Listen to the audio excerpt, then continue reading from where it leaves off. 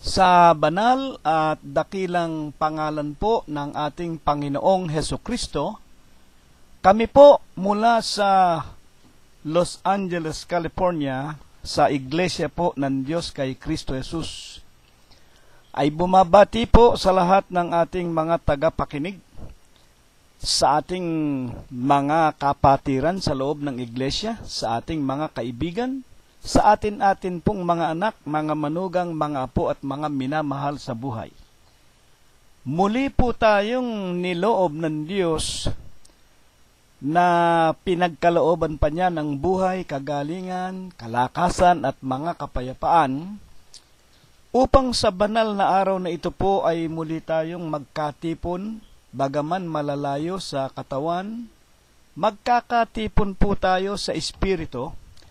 Katulad po ng sinasabi ng Panginoong Hesukristo, ang sinuman na nagkakatipon sa kanyang pangalan, 2 o 3 man, ako ay sumasa gitna nila. Kaya po hindi natin ginagawang dahilan na ang iba sa atin nasa California, ang marami nasa Pilipinas, meron tayo sa London, meron tayo sa Canada. Kahit po tayo magkakalayo sa katawan, mga kapatid at mga kaibigan po namin, hindi po natin dapat gagawing kahadlangan ang ating ginagawang paglilingkod sa Diyos. Tulad po ng ating nalalaman, ang pakikinig ng mga salita ng Diyos at ang mga pagsunod o ang pagtupad nito, higit po na mahalaga kaysa anumang mga handog na susunugin. At sa araw pong ito, tayo'y muling magpapatuloy sa ating pagbubukas ng mga banal na kasulatan at ipagpapatuloy po natin ang ating pag-aaral sa tinatawag na banal na aralin bilang ika-10. Datapwat bago po ang lahat ay atin munang muling ipailang lang sa ating Amang Diyos ang mga taos sa puso nating mga pagpapasalamat at ang ating taimtim na paghiling sa Kanya na tayo po ay Kanyang gabayan, Siya ang magturo sa atin, Siya ang magbukas ng ating mga pangunawa at ang mga bagay na mapapakinggan natin sa araw na ito nawa langkapan niya ng bisa at ng kapangyarihan maisakatuparan natin upang tayo pong lahat, mga magulang at mga kapatid, makasunod. Kung ano ang kalooban niya sa langit, ito ang magawa natin, ito ang maghari sa atin, na kung ito'y ating pagtitiisang, gagampanan at isa sa katuparan hanggang ating mga kamatayan, sa ikalawang pagparito po tayo ay pagkakalooban niya ng buhay na walang hanggan. Kaya naman po, sumandali.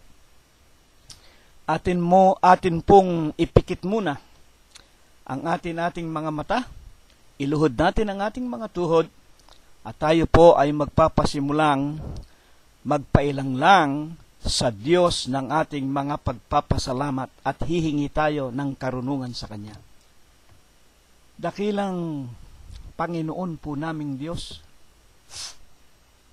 Amang banal na lubha kapong kagalang-galang, ikaw po ay Diyos na sadya kapong kapita-pitagan, nag-iisa kapong Diyos na buhay, ikaw po ang may-ari, ang lumalang ng lahat ng mga bagay, ikaw po ang Diyos na tunay na pinakamakapangyarihan kapo sa lahat. Ama, sa banal at dakilang araw pong ito, una po sa lahat, tanggapin mo ang aming mga taos sa puso naming mga pagpapasalamat. Maraming salamat, Ama, sa mga kapayapaan, sa buhay, sa kagalingan, kalakasan, sa pagpapagaling mo po ng aming mga lupang katawan. Salamat po maging ang aming mga anak, mga manugang, mga apo, mga mahal sa buhay, lahat ng iyong mga anak sa iyong banal na iglesia at higit na nga at una sa lahat, Ama, Salamat na maging ang mga bago naming mga tagapakinig, ang aming mga bagong kaibigan. Wala ka pong sino mang binawian ng buhay sa kanino man sa amin. Salamat po, Ama naming Diyos, na hanggang ngayon pinagtitiisan at pinagtitiyagaan mo po kami. Na tinuturuan mo kami, inaaralan ng iyong mga banal na salita ng katotohanan mula sa banal na mga kasulatan. At sa araw pong ito'y ipahintulot mong maipakiusap naming lahat sa iyo, na sana, Ama, ikaw muli ang magturo, ang magbigay sa amin ng iyong mga salita, sa pagkasangkapan mo po sa bibig at dila ng iyong hamak na lingkod. Banalin mo po sana ang kanyang puso, ang kanyang isipan. Sana, Panginoon, gawin mong isang mabuting kasangkapan upang sa aming lahat. At kung baga maaari, sa mga darating na araw, hanggang sa aming mga mahal sa buhay, mga kaibigan, ang mga aral mong ito'y maiparinig din namin sa kanila, upang lalong dumami pa ang mga lalaki at mga babae na magsisisamba at luluwalhati sa iyong banal at marilag mong harapan. Ama naming Diyos, sa dakila at pangalan mong Kristo Jesus, amin pong iniluluhod ang aming mga tuhod. Kami po'y nakikiusap na tinatanggap mo po, Panginoon, ang aming mga pagsamba, ang aming mga pagpupurit, pagluwalhati sa iyo. At sa araw na ito, hindi mo po kami pababayaan. Ikaw po muli ang titindig at magtuturo sa amin. At kung kami man po ay kinasumpungan mo ng kalikuan, ng sari-saring dungis ng mga kasalanan, ituring mo na lamang, Ama, na kabiglaanan, kamangmangan at kagipitan ng iyong mga anak. Sa araw pong ito, ikaw nawa ang maghari sa amin. Patawarin mo po kaming lahat sa aming mga nagawang kasalanan, at sa dakila at banal mo pong pangalang Kristo Jesus, hinihiling namin na kami po ay iyong patnubayan. Buksan mo po sa amin ang lalong malalalim na hiwaga ng iyong mga palatuntunan at ng iyong aral, at sa gayon, Panginoon, kami po ay maging mga tunay mong mga anak na tinatawag mo sa iyong marangal at banal na pangalan. Hinihiling namin sa tanging pangalan mo pong Kristo Jesus, magmula ngayon at magpakaikailanman. Amen. At ngayon po ay dumating na tayo sa lalong pinakamahalagang bahagi ng ating pag-aaral o pakikinig. Datapwat atin pong panumbalikan sumandali ang ating aralin bilang ikasyam, kung sino o alin ang bato na pinagtayuan ng Diyos sa kanyang iglesia ayon sa mga banal na kasulatan. Naunawaan po natin, itinuro sa atin, meron pong 5 uri ng mga bato na tinutukoy sa Biblia. Ang una po, ang Panginoon Diyos, ang aking malaking bato, ang wika ng aklat ng mga awit ni Propeta David. Ang Diyos po ay malaking bato na tanggulan, sandigan, kuta, at tagapagligtas ng mga anak ng Diyos. Tinatawag po ang Diyos na malaking bato. Ang Panginoong Hesukristo po sa unang Korinto 10:4 ay tinawag din po na malaking bato. At siya rin ang tinatawag na dakilang bato sa panulok. Ang ikatatlong bato ay si Apostol Pedro. Niliwanag po sa atin na yung salitang Pedro ay mula sa salitang Griego na Petrus, na sa wikang Ingles, yung Petrus ay stone. Iba po yung malaking bato na tinatawag na rock o roca sa Kastila.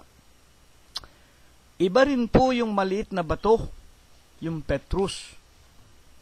At ang ikaapat na bato po tinatawag naman na mga batong buhay, unang Pedro 2:4, na walang iba kung hindi ang mga anak ng Diyos o ang mga mananampalataya ng ating Panginoong Hesukristo. Sila ay mga batong buhay. At ang ika-5 uri ng bato, wala pong iba kung hindi yung literal at ordinaryong bato, na tulad po ng bato sa bundok sa San Mateo 4:3, dinampot ni Satanas at tinukso ang Panginoon na sinasabi, kung ikaw ang anak ng Diyos na buhay, ay ipag-utos mo sa mga batong ito na maging tinapay. Sa makatwid, 5 po ang uri ng mga bato. At ang siya pong ipinakikilala ng Biblia na pinagtayuan niya ng kanyang iglesia, hindi po si Pedro, sapagkat si Pedro po ay tao at matagal nang patay at walang kapangyarihan ang tao na makapagligtas ng kaluluwa ng kapwa-tao. Lalong hindi po ang materyang bato. Kahit na malalaking bato sa bundok, tayuan mo ng iglesia, hindi po yun ang tinatawag na iglesia, sapagkat ang Diyos hindi po tumitira sa mga templo, katedral, kahit na ilagay mo sa malaking bato.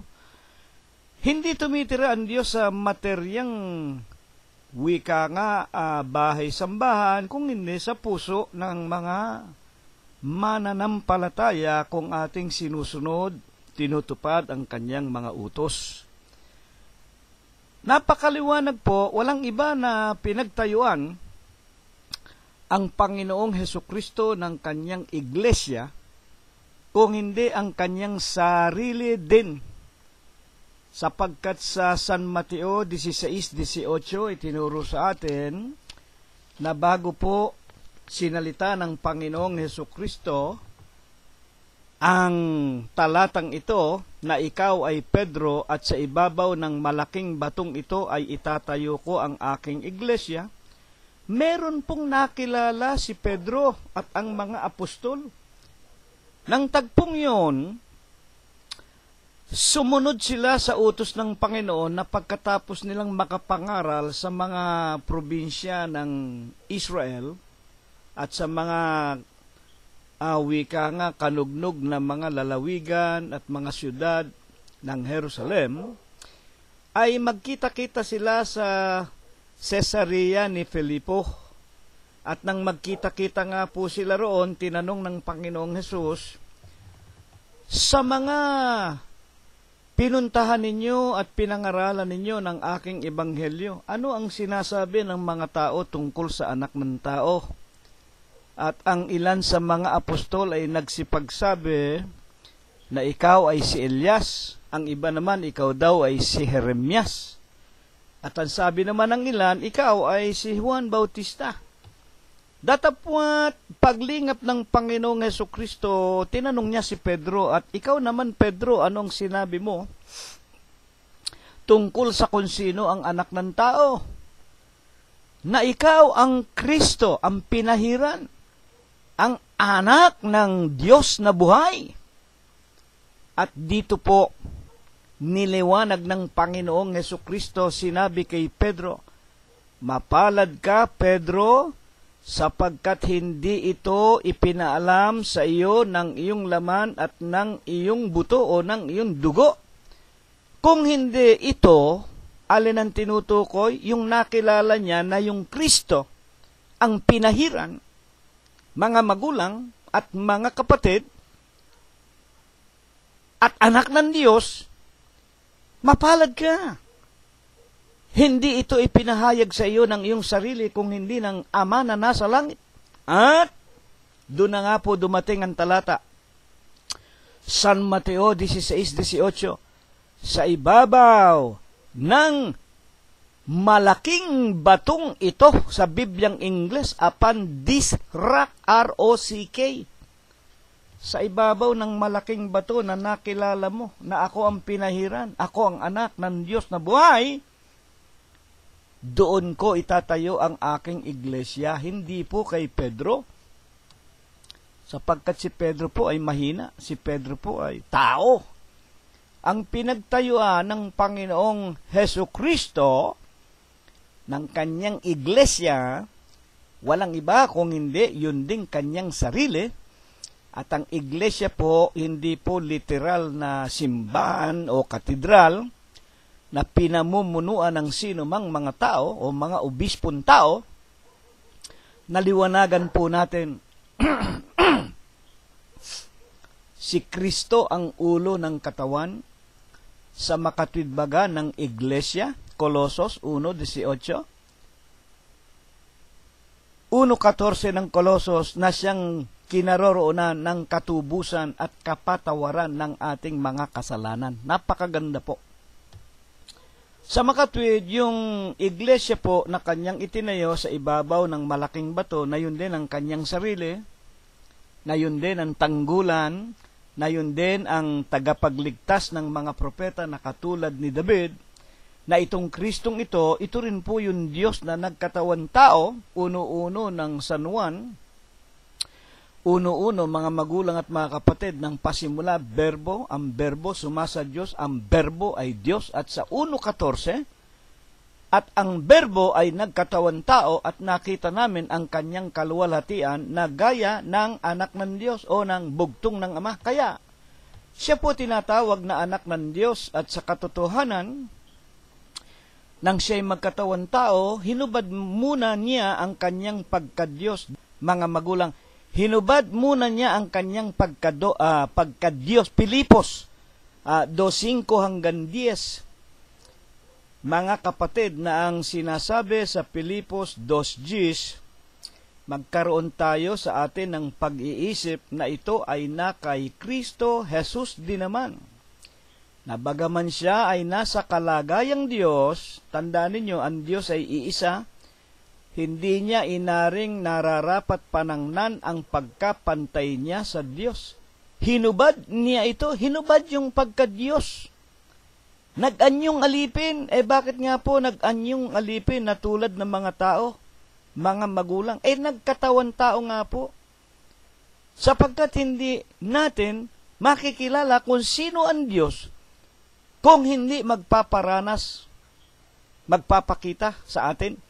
Kaya nga ang wika ni Apostol Juan 1:14, nakita namin ang kanyang kaluwalhatian katulad ng anak ng Diyos.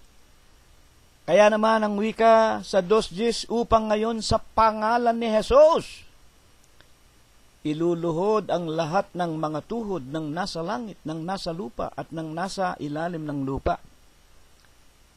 Kung meron pang ibang Diyos sa langit, may iba pang Diyos sa lupa, at sa ilalim ng lupa, sa ilalim ng tubig, nangangahulugan luluhod din sa pangalang Kristo Jesus. Iisa lang ang Diyos. Mga kapatid na mga nakikinig at mga kaibigan namin, kaya napakaliwanag po, yung nagkatawan tao, siya rin ang Diyos, siya rin ang malaking bato ng mga propeta, kanlungan. Yan ang tagapagligtas ng mga propeta noong unang panahon ng bansa ng Israel. Siya rin po ang ating Panginoong Hesukristo, na itinayo niya ang kanyang tinatawag na espiritual na katawan, na tinatawag nga po na iglesia. Ngayon sa ating pag-aaral po, bilang ika-10,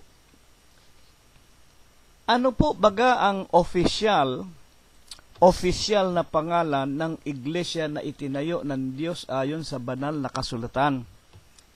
Sapagkat marami po ang mga nagsasabi, ang pangalan ng iglesia ay hindi mahalaga. Yan po. Maraming mga wika nga mga sarado pa kung tawagin. Talagang masyadong tawagin na nating malalim ang kanilang pananampalataya sa mga iglesia na kanilang kinaroroonan.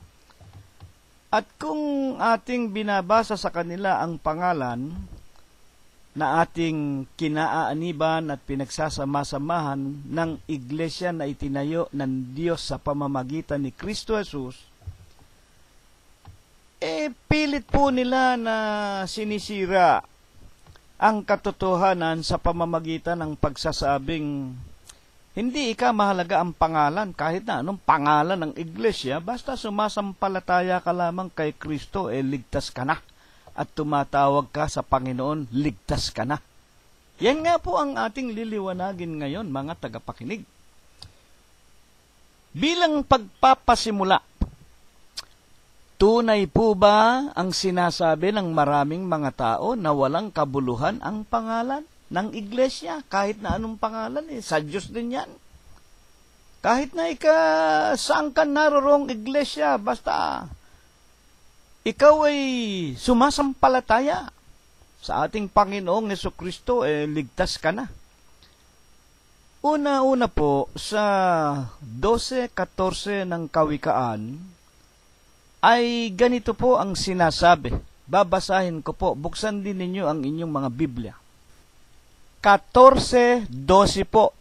Ituwid po ninyo at patawarin ninyo ako sa aking pagkakamali. Sa Aklat ng Kawikaan, 14:12. Sa mga naniniwala at nagsasabing kahit na anong daan o anumang relihiyon kinaaniban mo, yan din ay papunta rin sa Diyos. Liwanagin po natin, itanong natin sa Diyos, totoo po ba yan? Ito po ang sagot. Sa pamamagitan po ng aklat ng mga kawikaan ni Propeta Solomon, 14:12.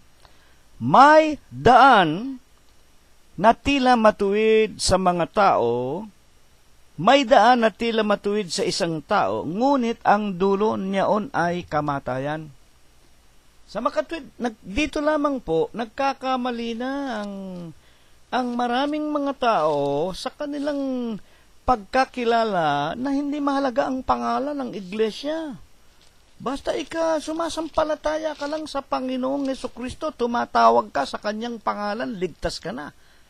Paano ito pinabubulaanan ng Panginoong Jesucristo mismo na kahit saan sila naroroon ng mga iglesia, basta sumasampalataya, tumatawag kay Kristo, ligtas na? Buksan natin ang 7:21. Aklat po ng San Mateo. Ito po, ganito ang sinasabi. Makinig po tayo mabuti. Hindi ang bawat nagsasabi sa akin ng Panginoon, Panginoon, ay papasok sa kaharian ng langit. Ayan. Dito po dapat sana unawain na ng mga nagpapawalang halaga sa pangalan sa iglesia. Dito po sana'y mabuksan na ang mata ng mga nakikinig sa bibig mismo ng Panginoong Jesucristo. Hindi ang lahat ng tumatawag sa akin ng Panginoon, Panginoon. O hindi ba ang daming mga relihiyon ngayon? Huwag namang magagalit, lalo na nga po ang mga protestante. Hallelujah, amen, praise the Lord. Hindi po. Hindi ang lahat ng tumatawag sa Kanya, Panginoon, Panginoon, ay maliligtas. Bakit po? Ituloy natin ang ating mga pag-aaral. Kaya nga ang tanong natin, totoo ba ang sinasabi ng marami na walang kabuluhan ang pangalan? Ang aklat po ng Kawikaan, 22:1, buksan po ninyo at sama-sama nating basahin. Sabayan nyo si kapatid na si Rilo, maging kayo na nasa inyong mga bahay. Ang mabuting pangalan ay maiging piliin kaysa malaking kayamanan, at ang magandang kalooban kaysa pilak at ginto. Ang punto ng ating tanong, totoo ba ang sinasabi ng mga tao, walang halaga ang pangalan? Ano ang sagot sa atin? Ang mabuting pangalan, maiging piliin kaysa malaking kayamanan. Wala pong maitutumbas sa kahalagahan ng isang mabuting pangalan kahit na sa tinatawag na mga ginto, pilak at mga kayamanan. Napakaganda po, napakahalaga po ang pangalan. Mga kapatid, sangayon pa man din sa mga propeta na katulad po ni Propeta Jeremias sa kanyang 10:6. Buksan ninyo ang Biblia ninyo. Gaano po baga kahalaga at wika nga kadakila ang pangalan. ng ating Diyos. Buksan natin. Walang gaya mo, O Panginoon. Ayan, si Propeta Jeremias. 10:6 ng Jeremias. Walang gaya mo, O Panginoon. Ikaw ay dakila at ang iyong pangalan ay dakila sa kapangyarihan. Walang maitutumbas tayong mga tao sa mabuting pangalan. At alin ang mabuting pangalan? Walang katulad mo, O Panginoon. Ang iyong pangalan, walang katulad. Oh, bakit walang katulad? Dakila sa kapangyarihan. Pangalan lang ng Panginoon makapangyarihan na. Kaya nga, mga kapatid na nakikinig, kung ako man ang pangalan ko, si Rilo Gonzales, mabuting pangalan, pero hindi ako dakila. Hindi ako makapangyarihan. Ni hindi ko maililigtas ang aking kaluluwa sa kamatayan sa impyerno. Datapwat, merong isang pangalan. Pangalan lang makapagliligtas na. Alin? Ang pangalan ng Panginoon. Mga kapatid na iginagalang na nakikinig. Tunay ba, mga kapatid, pinatutunayan ba ng mga santong sulat na talagang pangalan lang ng Diyos ay makapagliligtas? Buksan natin ang aklat ng mga awit, 54:1 ni Propeta David. Iligtas mo ako, O Diyos, sa pamamagitan ng iyong pangalan. Iligtas mo ako, ang wika ni David. O Diyos, sa pamamagitan ng iyong pangalan.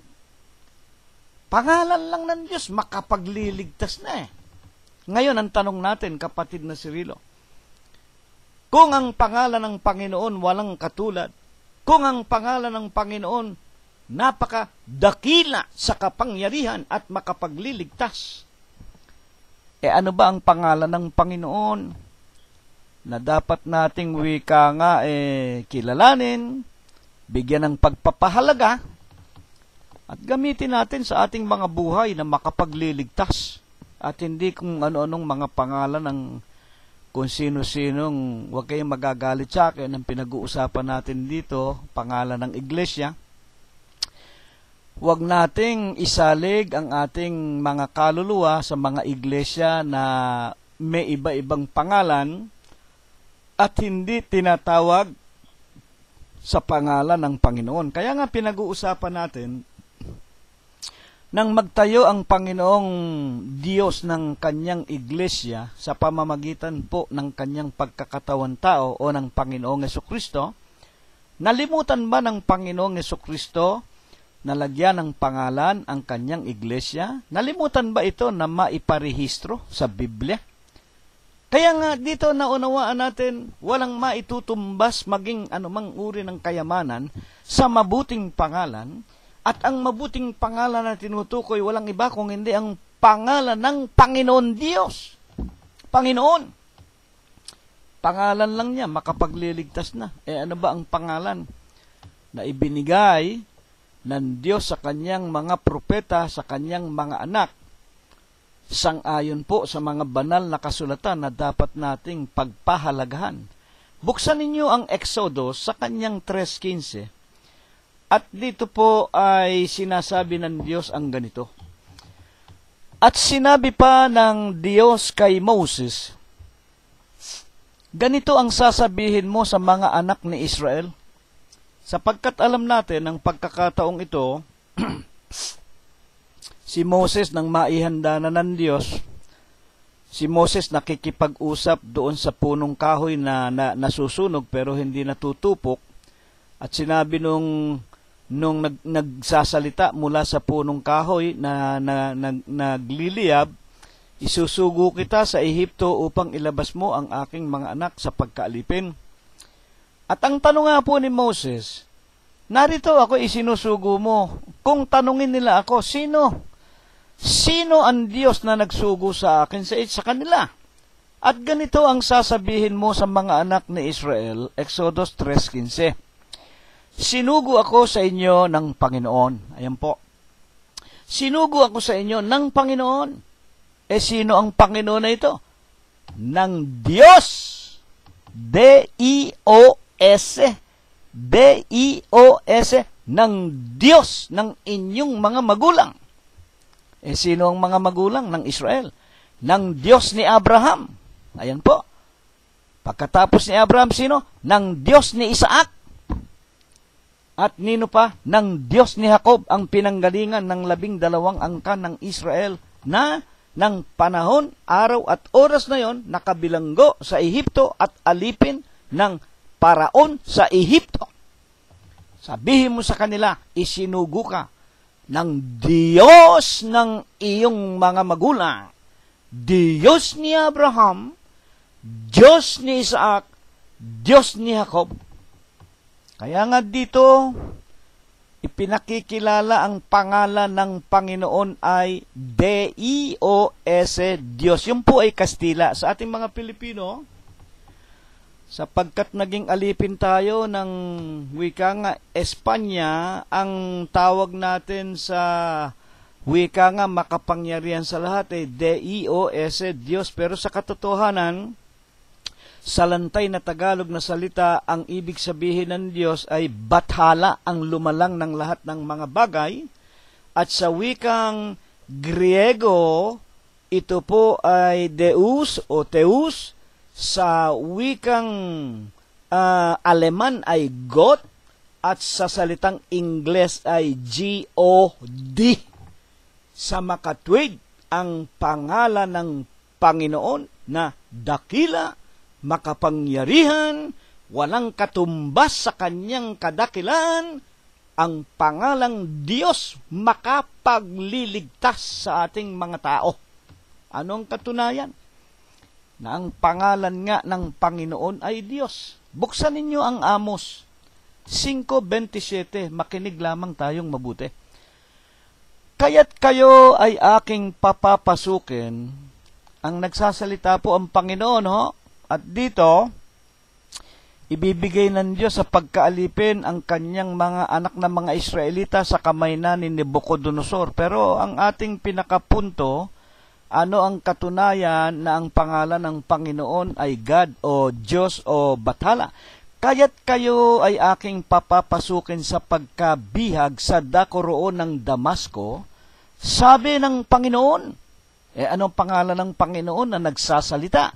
Na ang pangalan ay D-I-O-S, Diyos. Sa Bibliang Ingles, God. Sa Tagalog, mga magulang, ang lantay na pananalita na Tagalog sa tinatawag na Diyos, lumanang pinakamakapangyarihan, ay Bathala. Sabi ng Panginoon na ang pangalan ay Diyos. Sa makatwid, tandaan na lamang natin ang pangalan ng Panginoon ay Diyos. Ano nga ang utos? Maging ng ating Panginoong Hesukristo sa kanyang pangalang ito. Itong Diyos. San Mateo 6:9, magsidalangin nga kayo ng ganito. Ito ang turo, aral ng Panginoong Hesus sa tuwing tayo ay mananalangin. Ito po'y halimbawa lamang. Ganito, magsipanalangin nga kayo ng ganito. Ito'y parang giya, ito'y outline para sundan natin, para huwag tayong maligaw. 6:9 ng San Mateo, magsidalangin nga kayo ng ganito. Ama namin, sino ba yung Ama? Ama namin na nasa langit ka, yung nasa langit. Sambahin nawa. Sambahin nawa ang, makinig kayo, sambahin nawa ang pangalan mo. Ama namin na nasa langit ka. Sino ang Ama na nasa langit? Ang Panginoon Diyos. Pinakamakapangyarihan sa lahat. Ang langit ang kanyang luklukan, ang kanyang trono, ang lupa tuntungan ang kanyang mga paa. Hindi ko na babasahin pa yon para wag tayong humaba. Ang pinag-aaralan natin, ano ang utos ng Panginoong Hesukristo sa ating mga tao tungkol sa kanyang pangalan o sa pangalan Diyos. Magsidalangin nga kayo ng ganito, Ama namin na nasa langit ka. sambahin. Ayan, sasambahin natin. Alin? Ang pangalan mo. Ano yung pangalan? Napakinggan natin. Diyos. Dumating nawa sa SGS. Basahin niyo. Dumating nawa ang kaharian mo. Gawin nawa ang iyong kalooban. Ano ang kalooban ng Ama na nasa langit? Sasambahin natin ang kanyang pangalang D-I-O-S, Diyos. Dumating nawa ang kaharian mo. Gawin nawa ang iyong kalooban. Kung papaano sa langit, ang kalooban ng Diyos sa langit, sambahin natin ang pangalan niyan Diyos, gayon din naman dito sa lupa. Kaya, huwag sabihin ng sino mang mga tao, hindi mahalaga ang pangalan. Mga kapatid, sa iglesia. Hindi ka mahalaga ang pangalan, kahit anong pangalang ilagay. Kaya maraming iglesia, Iglesia Luteriano. Ano pa iba? Iglesia Apostolica Katolika Romana. Ano pa iba? Iglesia Verdadera. Iglesia Pintuan ng Kaharian ng Diyos. Sari-saring mga pangalan. Emily.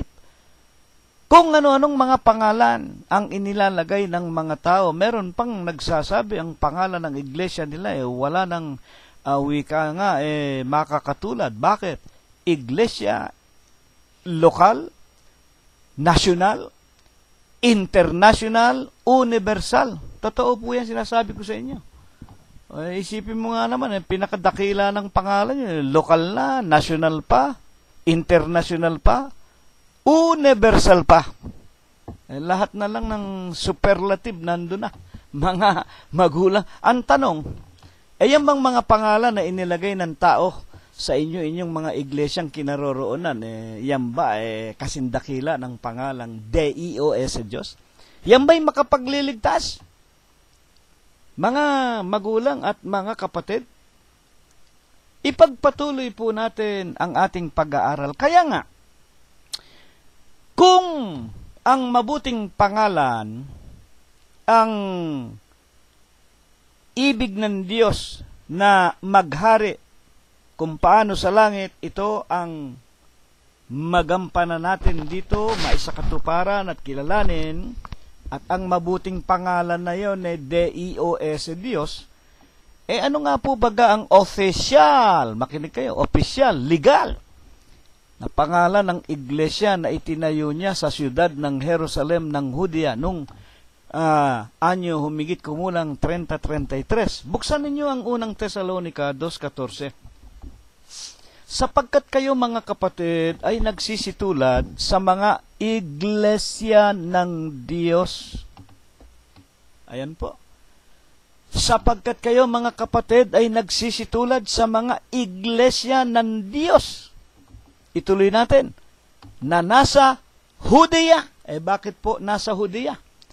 Naroon nga po ang Panginoong Hesukristo nang sabihin niya kay Pedro, itatayo ko ang aking iglesia sa bato, sa malaking batong ito na nakilala mo, itatayo ko ang iglesia. Siya po ay nasa Jerusalem ng Judea.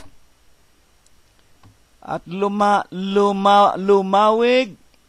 nagkaroon po ng mga membro at mga kaanib, napakinggan natin ng nakalipas na pag-aaral natin. Kaya naman dito tinatawag po ang official na pangalan, doon nga nagmula sa Jerusalem ng Judea, Iglesia ng Diyos na nasa Judea. Yun pong nasa Judea, pantukoy lang na tumutukoy, merong iglesia na natayo sa Jerusalem ng Judea. Sino po ang nagtayo at may-ari? Kay Kristo Jesus. Sa madalit sabi, ang pangalan po ng iglesia, officially, nasa Biblia, Iglesia po ng Diyos kay Kristo Jesus. Mga iginagalang na mga kapatid at mga magulang na mga tagapakinig. Kaya nga, ano ang ipinakikilala na kahalagahan sa mga tao kung ang mga tao ay maging kaanib ng iglesia ng Diyos kay Kristo Jesus? Una na nga yung unang mga apostol, yung unang mga banal, unang mga mananampalataya na nagpabautismo sa pangalan ng Ama, Diyos, sa pangalan ng Anak, Kristo Jesus, sa pangalan ng Espiritu Santo o ng kanyang mga salita o ng kanyang ebanghelyo sa I-63 ng San Juan. Ano ba ang kahalagahan para sa ating mga tao at bakit nilagyan ng pangalan ang tinatawag na iglesia? Mga kapatid, unahin natin ang puntong dahilan sang-ayon sa itinuturo ng Panginoon Diyos sa pamamagitan ng mga apostol. Ito po, basahin natin, no? Unang Korinto 1:1. Si Pablo, na tinawag na maging apostol ni Hesukristo sa pamamagitan ng kalooban ng Diyos. Alam po ninyo, putulin ko muna, hindi po tayo makakapasok sa iglesia, mga kapatid, na itinayo ng Panginoong Hesukristo kung hindi tayo kahabagan at tatawagin. Alam natin si Pablo, kinahabagan lang ito. At siya po ay ginawang isa sa mga apostol. Si Pablo na tinawag, tandaan niyo, tinawag na maging apostol ni Hesukristo sa pamamagitan ng kalooban ng Diyos. At maging si Sostenes na ating kapatid, kapanampalataya ang ibig sabihin. Saan sila inilagay? Sa iglesia ng Diyos, sa makatwid baga, sa mga pinapagiging banal kay Kristo Jesus, na tinawag na mga banal, nakasama ng lahat ng mga nagsisitawag sa bawat dako sa pangalan ng ating Panginoong Hesukristo, sa iglesia ng Diyos. At itong talatang ito po ay ipinatutungkol sa mga iglesia ng Diyos na nasa Korinto. Kaya nga ang wika ni Apostol Pablo sa iglesia ng Diyos na nasa Korinto, sapagkat ito ay mga kapwa niya, tinawag ng Diyos, at siya, si Pablo, nangaral sa Korinto, nakapagtayo ng iglesia, kung paanong ang unang iglesia ng Diyos na nasa Judea, Jerusalem ng Judea. Dito po, ang kinakausap na ni Apostol Pablo ay ang mga membro ng iglesia na naitatag ng Diyos sa pamamagitan ni Apostol Pablo na ilaw sa mga hintil, iglesia ng Diyos na nasa Korinto, sa makatwid baga, sa mga pinapagiging banal kay Kristo Jesus. Ano ang kahalagahan ng iglesia, mga magulang at mga kapatid, na tinatawag sa pangalang Diyos sa pamamagitan ng ating Panginoong Hesukristo? Pinapagiging banal. Sa loob po ng iglesia ng Diyos, binabanal tayong mga tao. Sana po ay ating lubos na unawain, kung halimbawa ang isang tao ay matigas pa rin ang kanyang pagkakilala sa kanyang kinaroroonan, na tinatawag halimbawa iglesia ni Juan de la Cruz, yan ang iglesia ko. Kung merong magtatanong sa kanya, ikaw ba'y nakakasiguro na yung iglesia ni Juan de la Cruz na kinaroroonan mo, diyan ka bababanalin? Kung sasabihin ng tao, opo, tumatawag kami sa aming Panginoong Hesukristo. Nagkakamali nga po kayo, San Mateo 7:21. Hindi lahat ng tumatawag sa akin, Panginoon, Panginoon, maliligtas. Hindi kayo babanalin sa pangalan, mga magulang, ng relihiyon na inyong kinaroroonan, maliban na kung ito'y nasa pangalang iglesia ng Diyos. Sapagkat dito sa iglesia ng Diyos binabanal ang wika ng mga banal na kasulatan. Ayon kay Pablo, 1:1 ng Korinto, at sa kanyang Kolosos 1:18, tulad ng napakinggan natin ng nakalipas na pag-aaral, si Kristo ang presidente, si Kristo ang pangulo, si Kristo ang obispo, ang guro, ang pastor, ang saserdote ng ating mga kaluluwa, at ang iglesia katawan ni Kristo na kanyang pinangunguluhan, at ang Kristo kailanman hindi namatay hanggang ngayon, siya ang obispo natin. At kung ano naroon sa iglesia ng Diyos na pinamumunuan ng Panginoong Hesukristo, 1:14 ng Colossus din, kinaroroonan ng katubusan, kapatawaran ng ating mga kasalanan. Kaya nga niliwanag ni Pablo, si Pablo at si Sostenes, tinawag ng Panginoong Hesukristo sa kalooban ng Diyos. Inilagay sa iglesia ng Diyos sa mga pinapagiging banal. Dito, binabanal. Dito, nililinis ng Diyos ang mga taong mga makasalanan. At kung paano tayo nililinis, ang wika ng Panginoong Hesukristo sa San Juan, kayo ay malilinis na sa mga salita na sa inyo ay aking sinasalita.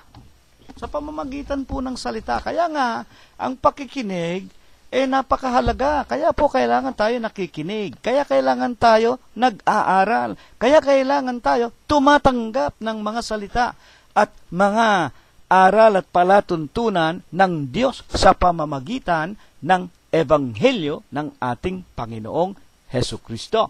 Ngayon, ang tanong po natin ay ito, bakit Iglesia ng Diyos kay Kristo Jesus ang pangalan, ang opisyal na ikinapit sa kanyang iglesia? Bakit nga naman? Bakit Iglesia ng Diyos kay Kristo Jesus ang napatala sa Biblia? Unang Korinto 3:9, sapagkat tayo ay mga kamanggagawa ng Diyos. Tayo, ang tinutukoy yung mga miyembro, ako, kayo. Halimbawa, sa huling araw, bautisado ako sa Iglesia ng Diyos kay Kristo Jesus. At itong panahon na ito, si Pablo nagsasalita, bautisado siya sa Iglesia ng Diyos kay Kristo Jesus. At sa Korinto, ang dami niyang nabinyagan, sapagkat tayo ay mga kamanggagawa ng Diyos. Kayo ang bukid ng Diyos, ang gusali ng Diyos. Anong ibig ituro nito? Bakit nilagyan ng pangalang Diyos at Kristo Jesus ang kanyang iglesia? Tayo ay pag-aari ng Diyos. Tayo ang kamanggagawa ng Diyos. Tayo ang gusali. Tayo ang bahay ng Diyos. Pag-aari tayo ng Diyos. Mga kapatid, kaya nga ang wika niya sa unang Timoteo, ngunit kung ako'y magluwat, unang Timoteo 3:15, kung ako'y magluwat ng mahabang panahon ay upang maalaman mo kung paano ang dapat sa mga tao na ugaliin nila sa bahay ng Diyos. Ano nga ba ang bahay ng Diyos? Na siyang iglesia ng Diyos. Sino ba ang Diyos? Sa bahay ng Diyos, na iglesia ng Diyos, na buhay. Sa iglesia ng Diyos, na itinayo ng Panginoong Hesukristo, ang Diyos dito, buhay. Hindi po patay ang Diyos natin. Nakamukha ng maraming relihiyon. May mga santo, may mga santa. Ang wika ng mga banal na kasulatan, mga kapatid, basahin ninyo, Aklat ng Mga Awit, 115, bagaman hindi yaon ang ating pinag-aaralan ngayon, akin nang sinasauyan ang mga sinasamba ng mga tao sa kanilang mga iglesia na sumasamba sa mga larawan ng Biren, Santo, Santa, mga papa at mga apostol na mga eskayola, mga plastic, mga ginto, mga pilak. May mga mata hindi makakita, may ilong hindi makaamoy, may tenga hindi makarinig, may bibig hindi makapagsalita, may kamay at may paa hindi naman makatakbo, hindi makahipo, ni ang sarili hindi mailigtas. At ang wika ng Santong Sulat, ang nagsisigawa sa kanila at ang mga naglilingkod sa mga Diyos-Diyusan matutulad sa kanila. May mata, hindi sila makakita. Yan ang nangyayari ngayon. Kaya maraming mga tao, idut-dut mo man, ihampas mo man sa mukha nila ang banal na kasulatan, hindi nila makita, hindi nila mabasa. Bakit?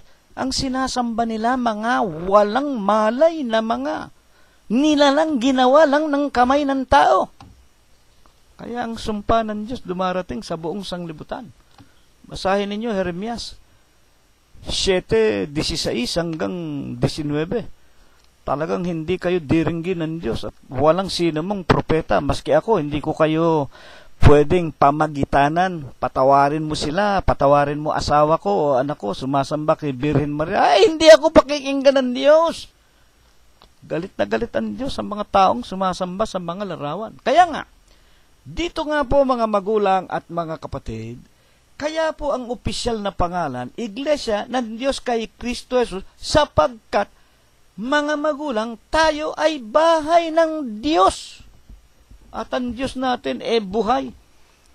At sa Hebreo, bilang pagpapatunay na tayo nga ng mga miyembro ang bahay ng Diyos, sa 3:6 Hebreo, basahin niyo, datapwat si Kristo ay gaya ng anak. Ibig sabihin, like a son sa English. Like, katulad lang. Bakit nga po katulad?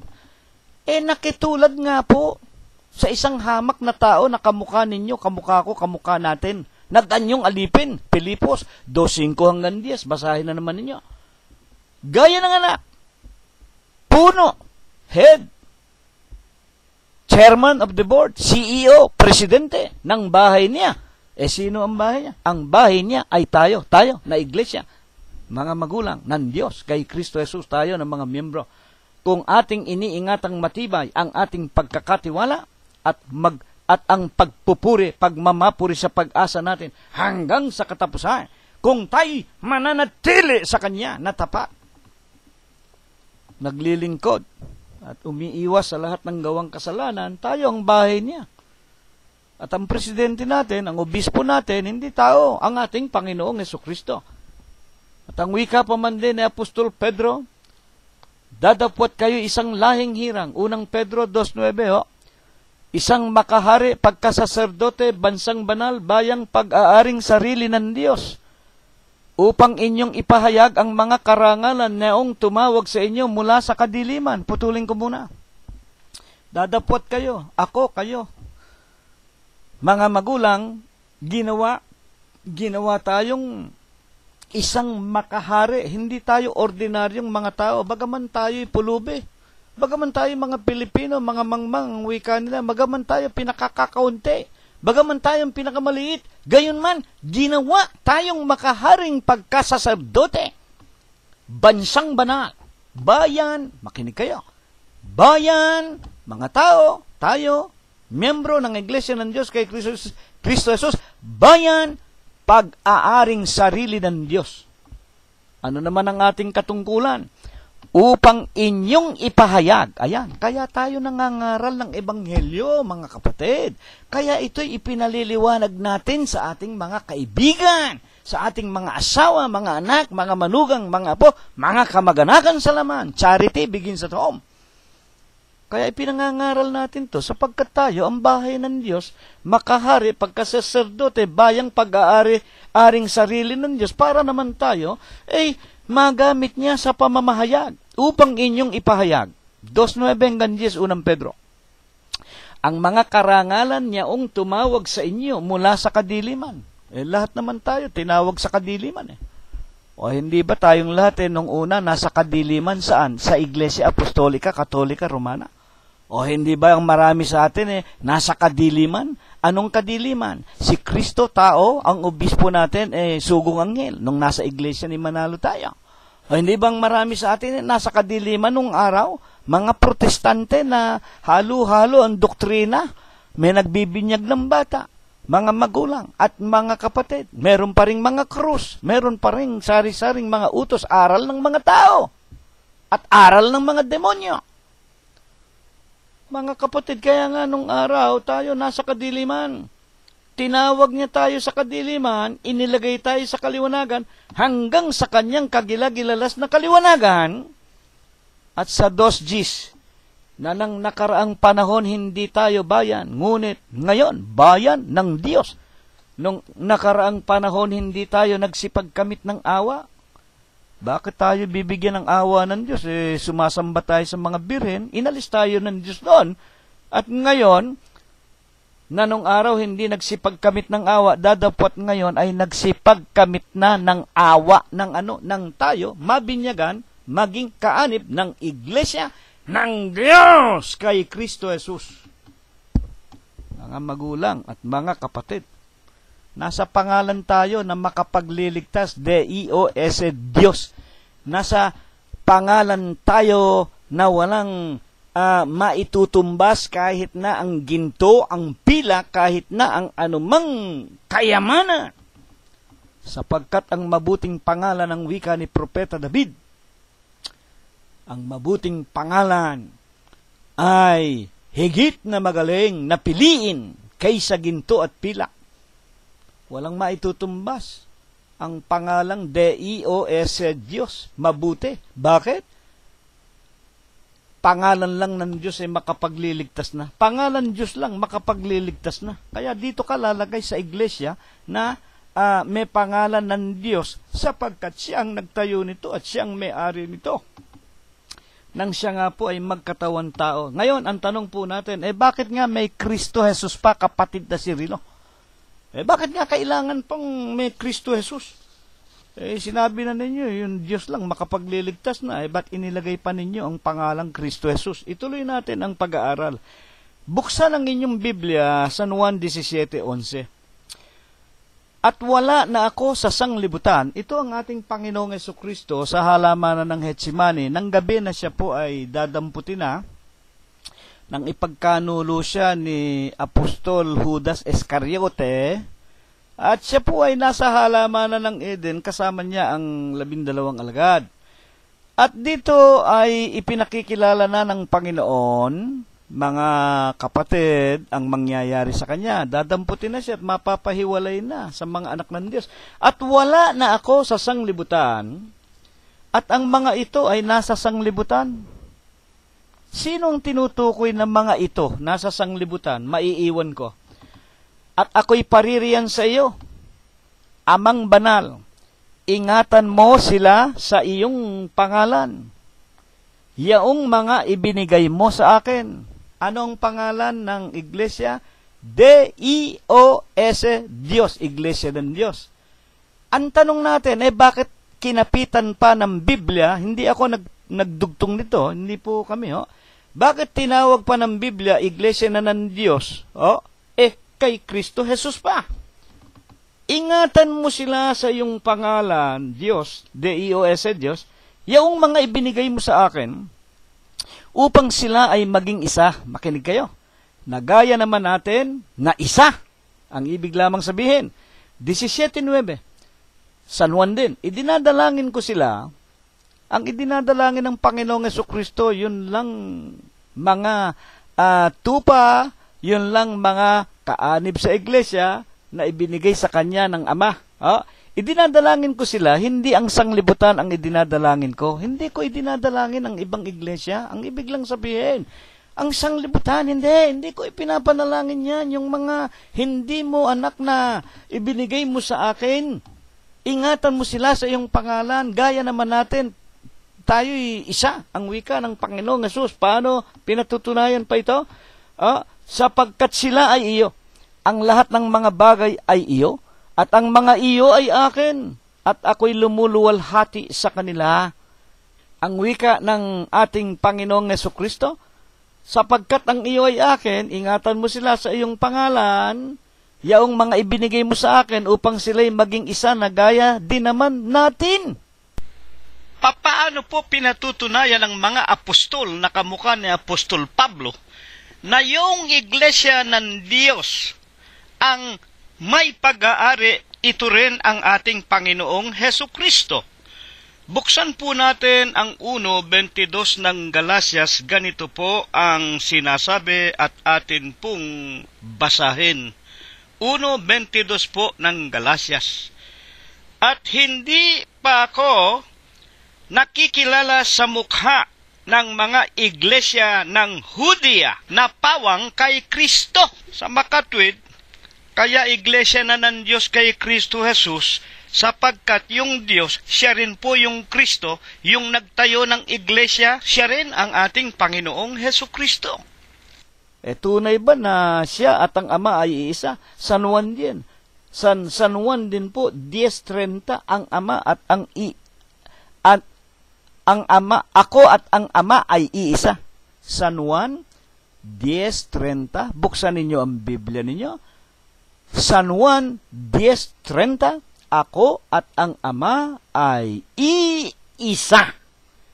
Sa makatwid, bakit tinatawag pang Kristo Jesus kung yung salitang Diyos lamang sukat pa rin na makapagligtas na, hindi na kailangan ng Kristo Jesus? Hindi nga po maaari sapagkat dito, ibig ipakilala ng Diyos na siya at ang Kristo Jesus ay iisa at yung iglesia na itinayo sa siyudad ng Jerusalem ng Hudiya, na siya niyang espiritual na katawan, ang may-ari nito siya na walang iba kung hindi ang ating Panginoong Hesukristo. Mga kapatid, hindi ko pwedeng sabihin sa inyong pag-aari ng mag-ama. Hindi po. Baka lumitaw na magkaroon ng Trinity. Sabi nga ng mga Protestante, yan, kapatid na Cirilo. Lumilitaw na ang Kristo ay anak lang ng Diyos at pagkatapos meron Diyos Ama at kung meron Diyos Ama, meron ding Diyos Espiritu Santo. Kaya sila, yung mga Protestante at maging simbahang Katoliko, tatlo ang kinikilala nilang Diyos sa Diyos Ama, Diyos Anak, Diyos Espiritu Santo. At yung mga Protestante, parang Katoliko, Diyos na totoo, taon totoo. Hindi po pwede na magkagayon. Hindi po pwede na ang Diyos ay maging tao. Ako'y Diyos at hindi ako tao. Bakit nga po naging tao? Nagkatawang tao ang berbo. Nagkatawan, tao, ang Diyos. Hindi ko po pwedeng sabihin na ako'y nagkatawan tao dahil ako'y tao na. Sino lang ang pwedeng magsabing nagkatawan tao? Ang Diyos. Bakit po? Hindi nga po tao ang Diyos. Hinubad niya ang kanyang pagka-Diyos. Filipos 2:5 ang ganyan. Hinubad, may hinubad, inalis yung pagka-Diyos. Nag-anyong alipin. Nagbigay ng halimbawa upang tularan natin kung paano ang matuwid na paraan ng pamumuhay Kristiyano. Mga magulang at mga kapatid. Kaya naman ang pangalang inilagay sa iglesia, Iglesia ng Diyos kay Kristo Jesus. Hindi po totoo yung Trinity. Wala pong Trinity sa Biblia. Ano ang katotohanan? Buksan ninyo ang inyong Bibliang Ingles. Siguruhin lang ninyo King James Version. Buksan ninyo ang unang aklat ni San Juan, 1 John 5 and 7. Chapter 5 and verse 7. Ano po sinasabi? For there are three. Sa Tagalog, sapagkat merong tatlo that bear record in heaven na nagpapatunay sa kalangitan. Ano ang sinasabi ni Apostol Juan? These three, ang tatlong ito, are one, ang tatlong ito ay iisa. Ayan po. Kaya po ang opisyal na pangalan, Iglesia ng Diyos kay Kristo Jesus. Bakit? Siya rin ang Diyos, siya rin ang Kristo. At siya rin ang makapangyarihan sa lahat. Ang espiritong tunay na tunay, walang laman at walang buto. Ang tatlong ito ay iisa. Kaya po, ito ang dapat nating tanggapin, panampalatayanan, at sa lalong ikaliliwanag pa po ng ating pag-aaral, mga magulang at mga kapatid, ano po ang ipinakikilala ng Panginoong Hesukristo o ng Diyos na magbibigay lalo ng pagpapahalaga na talagang importante ang iglesia dapat tawagin sa pangalan ng Diyos at ng ating Panginoong Hesukristo? Ito po ang pagpapatunay pa niya sa atin. Ito po. Ayon po sa Propeta Isaias 43:7, ganito po ang sinasabi. Makinig po kayong mabuti, ho. Bawat tinatawag sa aking pangalan, makinig tayo. Bawat tinatawag sa aking pangalan, ano ba ang pangalan ng Panginoon? Ang nagsasalita po ang Panginoon. Sa 5:27, ang pangalan ng Panginoon ay Dios, Diyos. Bawat tinatawag sa aking pangalan at iyaong aking nilika ay sa aking kaluwalhatian. Bawat tinatawag sa aking pangalan, anong pangalan ng Panginoon? Diyos. At sa aking nilikha. Merong nilikha ang Diyos, may ginawa ang Diyos. Meron siyang ginawang pangalan. Alin nga po yun? Gawa, aklat ng mga gawa, 2:36. Pakatalastasin nga ng buong angkan ni Israel na ginawa ng Diyos na Panginoon at Kristo, Panginoon at Kristo, itong si Jesus na inyong ipinako sa krus. Sa makatwid, bakit iglesia ng Diyos kay Kristo Jesus? Bawat tinatawag sa aking pangalan, Dios, Diyos, iglesia ng Diyos. At sa aking ginawa, ano ang ginawang pangalan ng magkatawan tao? Kristo Jesus! Ano ngayon? Bawat tinatawag sa aking pangalang Diyos at Kristo Jesus, ito ang aking kalwalhatian. Nariyan ang kalwalhatian ng Diyos. Anong ibig sabihin ng kalwalhatian? Sabihin mo, halimbawa, ikaw ay, anong iglesyang kinaaniban mo? Iglesia Apostolika, Katolika, Romana. O nasa ng kalwalhatian? Napupuri mo ba ang Diyos? Sinong napupuri ng mga miyembro ng simbahang Katoliko? Iglesia Apostolika, Katolika, Romana. Ang napupuri ninyo, yung Roma. Yung Roma. Mga kapatid, at sabihin mo man, apostolika, mga apostol, ang pinupuri ninyo, yung mga apostol. Sabihin mo mang Katoliko, ang napupuri mo, yung universal, sapagkat ang ibig lang sabihin ng Katoliko ay universal. O sabihin mo, halimbawa, kami protestante. Maraming protestante. Be specific. Ano ba ang kinaroroonan niyong iglesia? Martin Luther. We are Lutheran. Sinong kalwalhatian na napupuri mo sa pangalang Lutheran? Si Martin Luther. Anong sabi ng Biblia? 43:7 ng Isaya, ang tinatawag sa aking pangalang Diyos. At sa pangalang aking ginawa, Kristo Jesus. Ito ang aking kalwalhatian. Kaya nga kapag ipinakikilala namin sa inyo, hindi namin ikinahihiya, kami mga iglesia ng Diyos kay Kristo Jesus. Sa tuwing binabanggit namin ang pangalang ito, napupuri, naluluwalhati namin at ng mga taong nakikinig ang pangalan ng Diyos. Yan ang kanyang kalwalhatian. Ano ba ang ipinakikilalang talagang sa pangalan man ng Panginoong Jesucristo? Talagang kailangan tayo ay sumampalataya na siya ang nag-iisang Diyos. Ituloy natin ang pagbasa. Narito po at aking babasahin sa Pilipos 2:10. Upang ngayon sa pangalan ni Jesus ay iluhod ang lahat ng tuhod ng nangasa langit at ng nangasa ibabaw ng lupa at ng nasa ilalim ng lupa. Ayan. Sa pangalan lamang ni Kristo Jesus, iluluhod ng lahat ng nasa langit. Kung meron pang ibang Diyos doon, luluhod sa pangalan ni Kristo Jesus. Nang nasa lupa, kung meron pang ibang Diyos dito sa lupa, luluhod kay Kristo Jesus. At nang nasa ilalim ng lupa, kung meron pang ibang Diyos,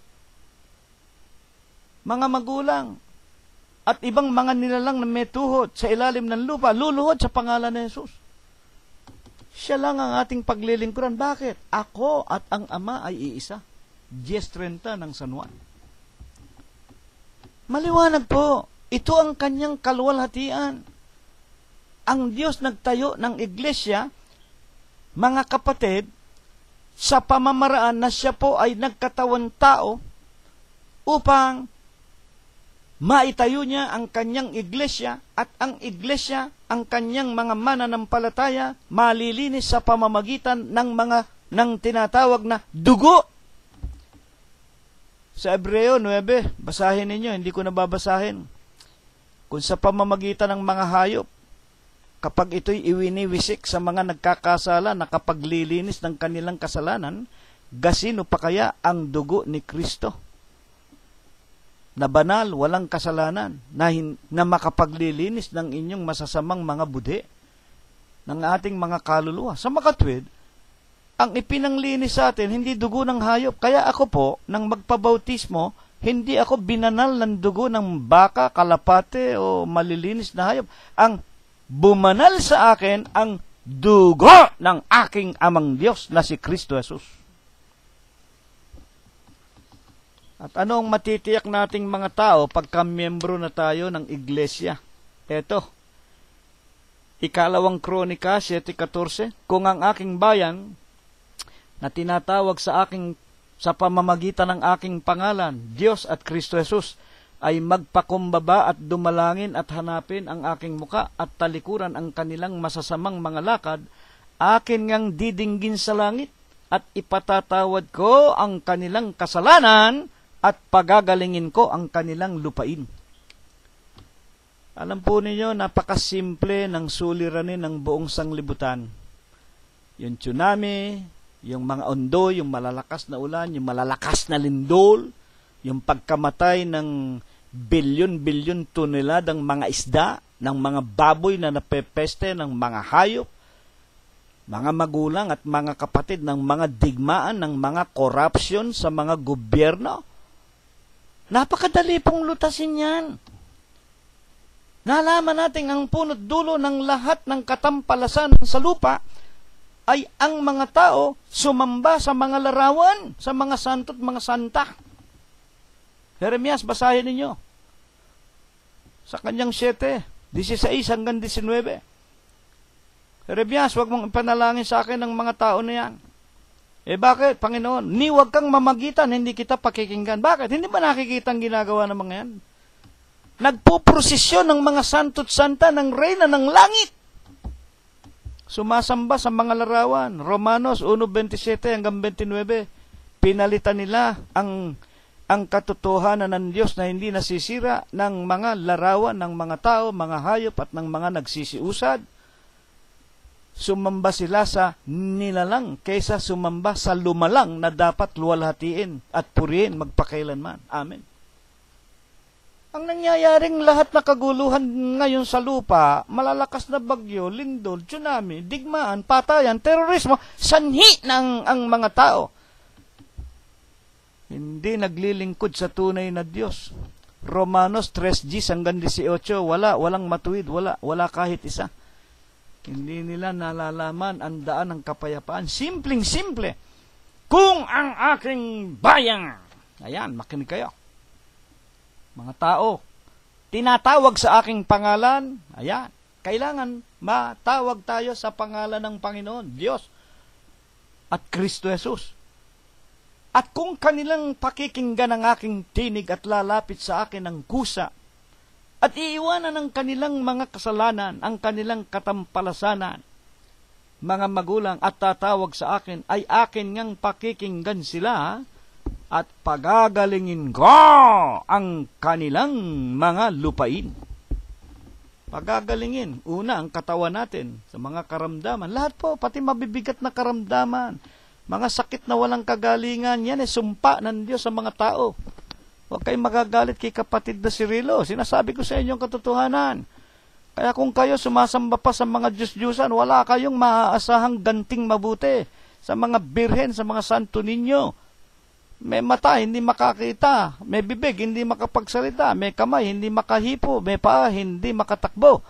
Kaya nangyayari, pagka may tsunami, may ondoy, may huwaning, para lang mailigtas yung mga santo ninyo, kinakarga ng mga may-ari ng bahay. At ang nangyayari, yung mga may-ari, hindi bali ng tangayin ng malalakas na alon ang kanilang mga ari-arian, kumisan nga, mga buhay pa ng kanilang mga anak o ng kanilang sarili, pinagsisikapan ninyong iligtas yung Diyos na walang nagagawa. Ang nangyayari, kayo nagliligtas sa Diyos-Diyusan ninyo. Hindi kayo iniligtas ng inyong mga Diyos-Diyusan. Bakit?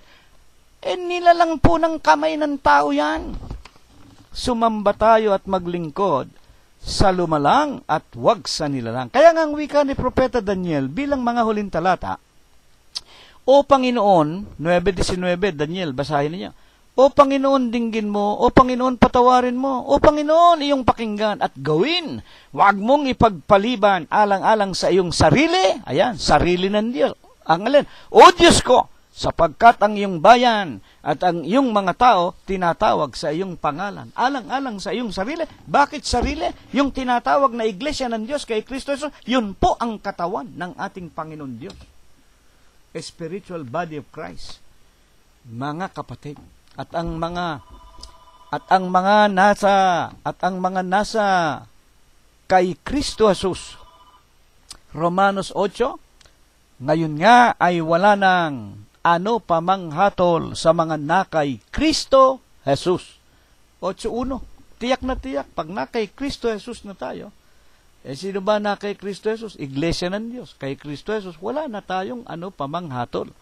Kung tayo po lumalakad na sa Espiritu, sa mga salita ng Diyos, kung tayo po hindi na lumalakad sa laman, kung tayo po hindi na nagmumura, kung tayo po hindi na nambababae, kung tayo po hindi nakikiapit sa hindi natin asawa, kung tayo po hindi na nagsusugal, nagtutungayaw, kung hindi na tayo nang gugulpi ng asawa, kung hindi na tayo nang aapi ng kapwa, wala nang ano pamanghatol sa mga nakay Kristo Jesus.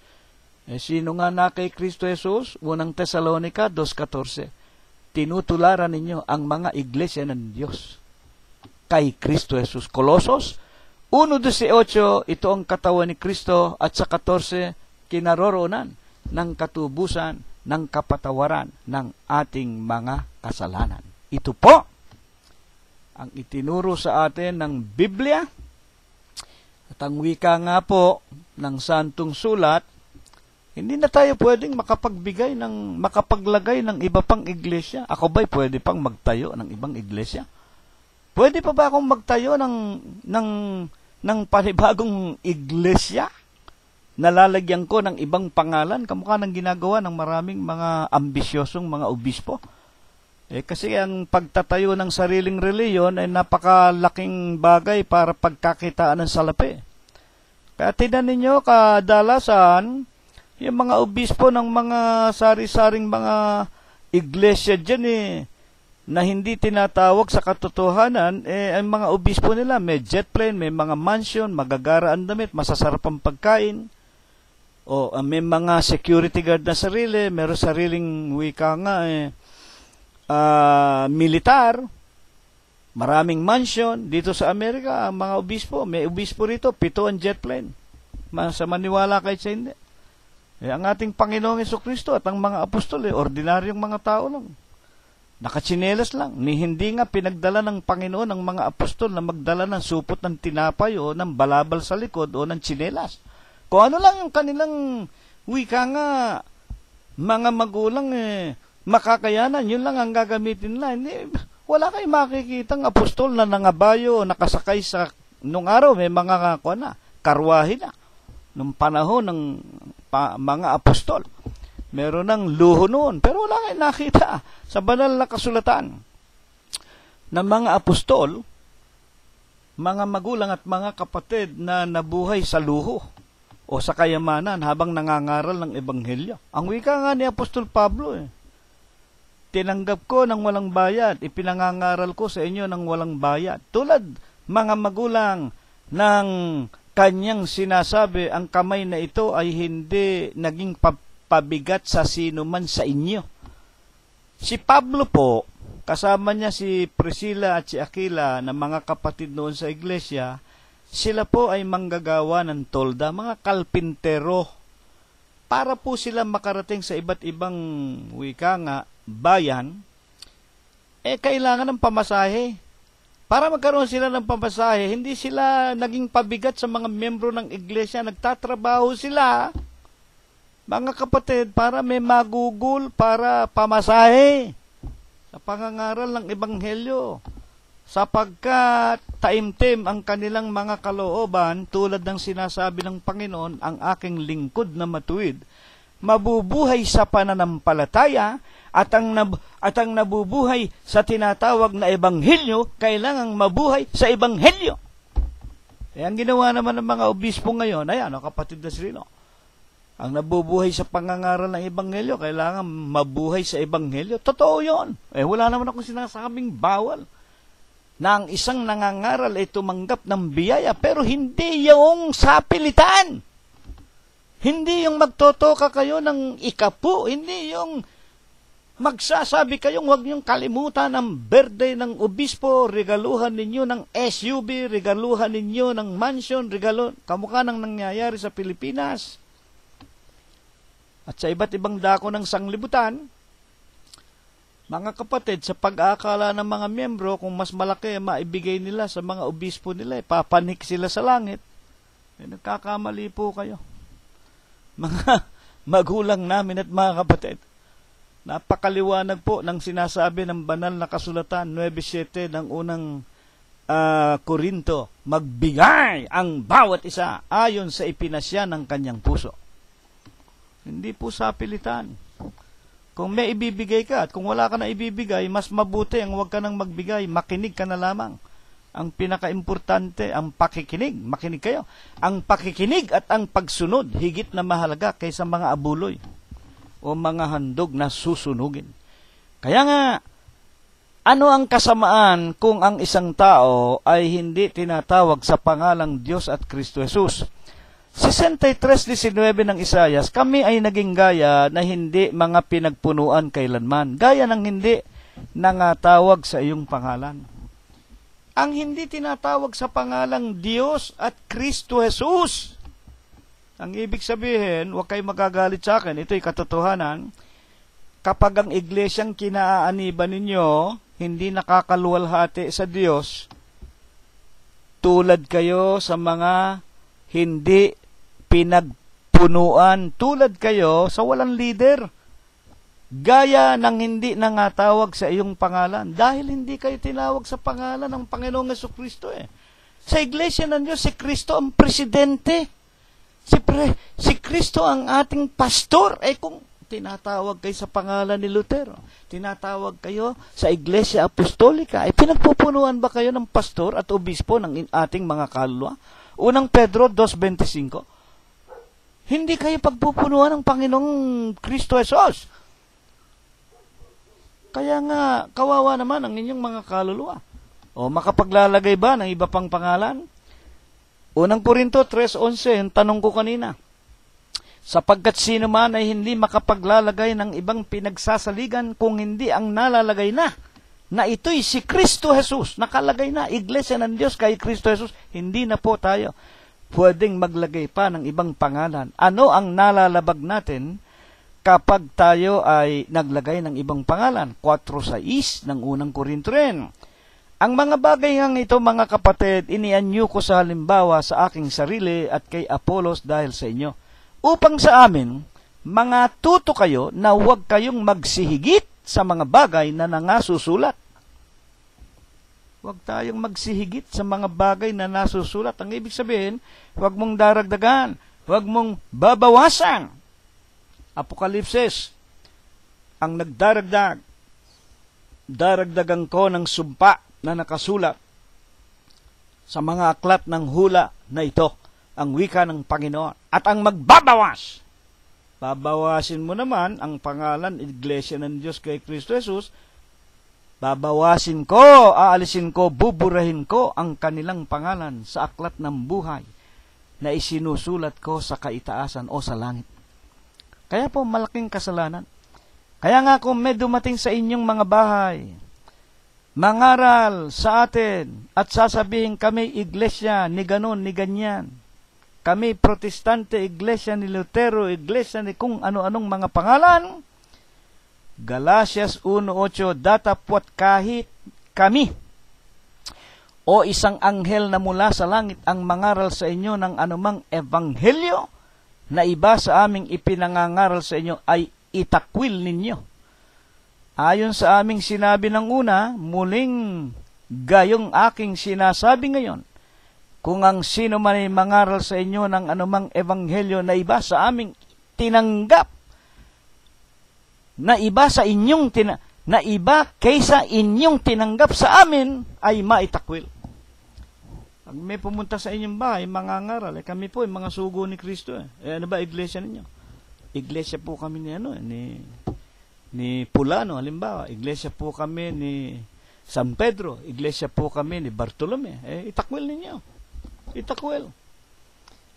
At sa banal na kasulatan po, meron pong iba't ibang wika nga, katawagan o palayaw sa Iglesia ng Diyos kay Kristo Jesus at sa miyembro nito. Una po, Romanos 16:16.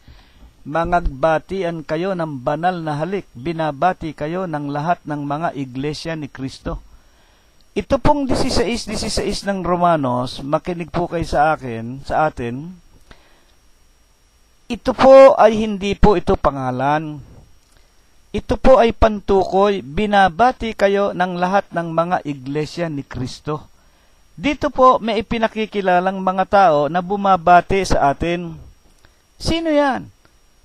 Mga iglesia ni Kristo. Ang ibig sabihin, mga tao na miyembro ng iglesia na pag-aari ni Kristo. Ano nga po ba kang iglesia na pag-aari at itinayo ng Panginoong Jesucristo? Iglesia ng Diyos kay Kristo Jesus. Kaya ito po'y palayaw. Hindi po ito pangalan opisyal, hindi. Ito nga po ang ginamit ng iglesia ni Ginoong Felix Manalo, Iglesia ni Kristo. Yan po, isang sitas lang yan. Wala na silang mababasa pang ganito rin sitas. Isa, Iglesia ni Kristo.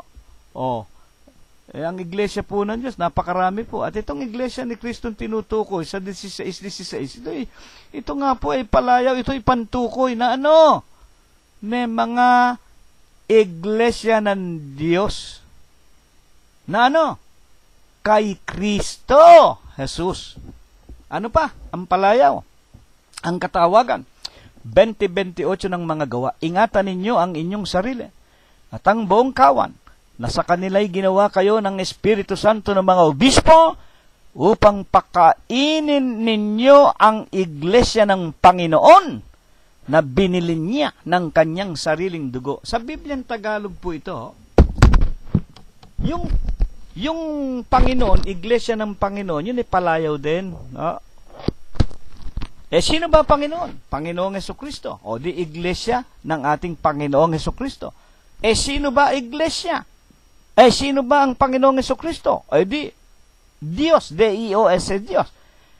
Sa Tagalog po, ito ang pagkakasalin. Pero kung babasahin ninyo sa pinanggalingan, sa King James Version, feed, makinig kayo, feed, pakainin ninyo the church of God, G-O-D.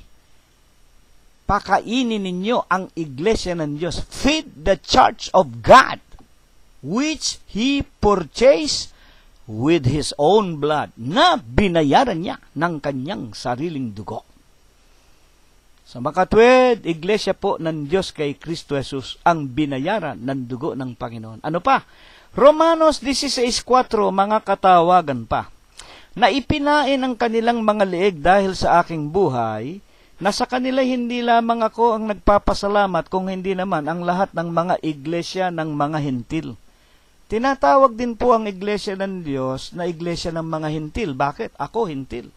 Tayo mga Pilipino hintil. Labas sa bansa ng Israel, lahat ng nabinyagan ni Apostol Pablo sa Romanos, sa Galacia, sa Cappadocia, sa Corinto, sa Thessalonica, sa Filipos, hanggang sa Espanya, na nangabautismuhan sa pamamagitan ng pamamahayag ng Apostol Pablo, sila po yung mga hintil. Kaya iglesia ng Diyos, merong palayaw na iglesia ng mga hintil.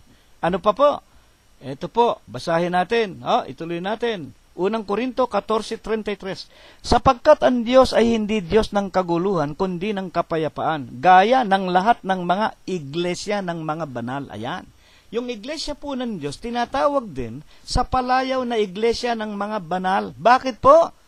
Unang Korinto. si Pablo, si Sostenes, tinawag ng ating Panginoong Jesucristo sa pagka-apostol, sa kalooban ng Diyos, sa iglesia ng Diyos, sa mga pinapagiging banal kay Kristo Jesus.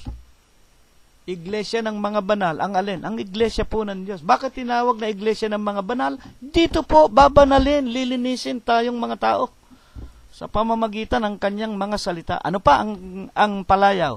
Hebreo 12:23, sa pangkalahatang pulong at iglesia ng mga panganay na nangatatala sa langit at sa Diyos na hukom ng lahat at ang espiritu ng mga taong ganap na pinasakdal ng Diyos. Pangkalahatan, pulong at iglesia ng mga panganay. Ayan. Bakit po tinatawag na panganay? Sa Ingles, Church of Firstborn. Panganay. Bakit nga po? Sapagkat yun nga pong iglesia ng Diyos kay Kristo Jesus na itinayo sa siyudad ng Jerusalem ng Judea. Yun nga po ang panganay.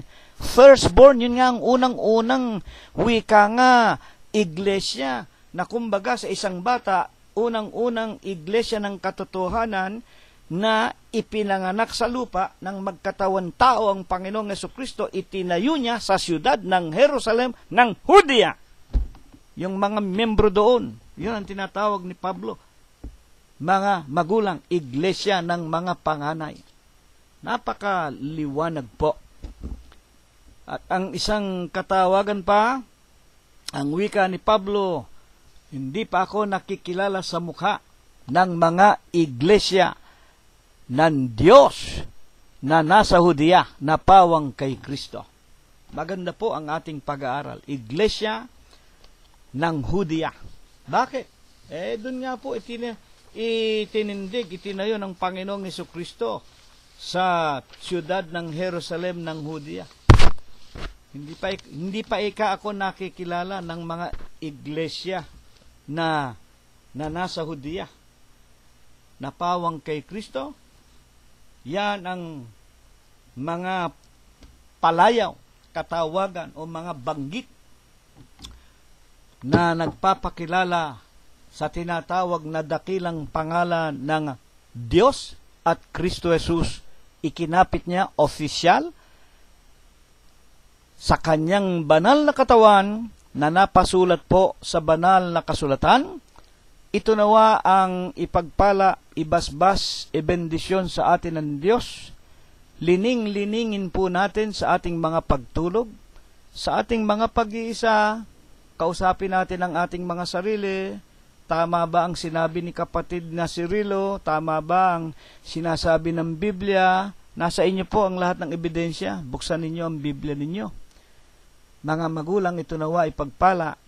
Ito nawa ang ibasbas sa atin ng Diyos. At bago po tayo maghiwa-hiwalay, ay tanggapin po nating muli ang walang hanggang pag-ibig, ang walang hanggang pagbibiyaya, ang pakikipisan, ang kaaliwan, ang pamamatnubay at ang kagalingan, gayon din ang hindi maulatang banal na biyaya, basbas at bendisyon, pagliligtas at pagpapagaling ng kanyang banal na espiritu. Ito nawa ang ipagkaloob niyang muli sa ating lahat.